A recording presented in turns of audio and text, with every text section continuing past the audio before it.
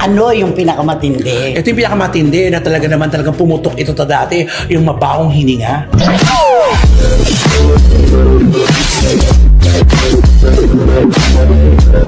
Sa patuloy nga ng kwentuhan ni Nanay Christy Fermin, ay muling naungkat nila ang nag-viral dati na balita ukol sa mabahong bunganga ni Vice Ganda. Ano yung pinakamatindi? Ito yung pinakamatindi na talagang pumutok ito dati, yung mabahong hininga. At yun din ang ibinukil sa kanya ngayon.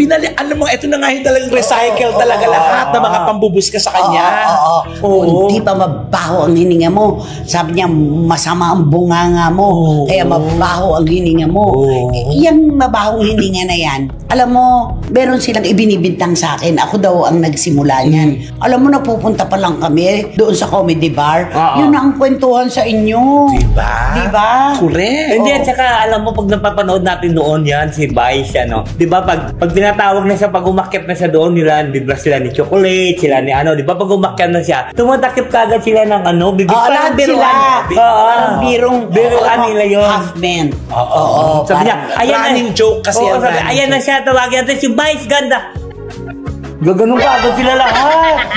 Pero yun yung kumalat talaga sa mga comedy bars. At alam kong hindi lang ngayon yung narinig yan, matagal na panahon na-revive lang po today's Kasi video. meron akong mga napapanood na ang ikinasama daw ng loob sa akin ni Vice Ganda, yung sinabi kong mabaho ang hininga niya. Matagal na po itong issue. Nasa comedy bar pa lamang po siya at hindi pa nagte-telebisyon. Ayan, saksi po si Romel Chica. Yun na po talaga ang running joke. Yun na po yung sinasabi. At marami naman po nagpapatotoo sa amin na ganun talaga ang amoy ng hininga niya. Wala tayong magagawa. Yan ang alam ng tao. Kaya kumakalat pa ikot-ikot yung kwento. Correct. Diba? Ano pa? Yung iba pa nating nadidinig. Yung napapanood. Yung tungkol na sa kanyang relasyon. Diba? Diyos ko, yan damay siya. Yun, pero.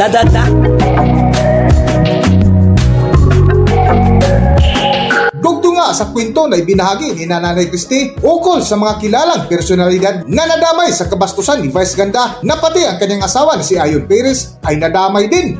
Alam mo, ito nga talagang kwentong ito, damay-damay talaga kahit na nananahimik na wala kinalaman, yung isa lang nagbiro, pero lahat ng malalapit kasi sa kanya. nandadamay din naman siya ng iba-ibang personalidad sa mga shows niya. Yun ang kinalabasan. Kaya ngayon na sinasabi, kesyo, dahil marami kasi siyang pera, kaya siya may pag-ibig. Anong sabi? Kapag nawalan ka na ng pera, maghahanap na yan si Ayon Perez ng... Ano nga to? Maghanap na doon ng Maghanap na ng babae. Ng babae. Siyempre, nung niya. Naku. Kasi nga raw, wala naman daw, matiris naman daw si Vice Ganda. Tingnan mo, nagtahi-tahi na yung kwento dahil sa sobrang galit sa kanya. Hindi niya akalain na mauuwi ito dito, Hindi niya sukat akalain na aabot po pala sa ganito katindi ang bardagulan nila ng mga DDS.